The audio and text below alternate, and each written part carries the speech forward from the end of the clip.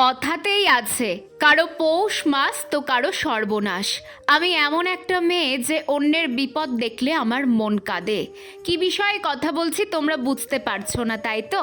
অবশ্য না বোঝারই তো কথা। ছাদের গাছগুলো তো পারলে আনন্দে নাচবে মনে হচ্ছে। চলো তোমাদের জমিতে নিয়ে যাই, তাহলেই বুঝবে কি হয়েছে। ও বাবা, জমিতে যাওয়ার পথে দেখি ঋষি ওর বন্ধুকে গলা জড়িয়ে আদর করছে।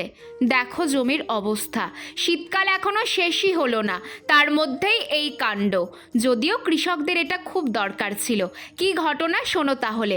জমি থেকে তো সর্ষে তুলে নেওয়া হয়েছে, এখন ধান লাগানো হবে, তাই জমিতে দরকার প্রচুর জল। এরই মধ্যে কাল রাতে আমাদের এখানে মুষলধারে বৃষ্টি হয়েছে, তাই কৃষকরা খুব খুশি। কিন্তু সর্বনাশটা কার হলো যার জন্য আমার মন খারাপ?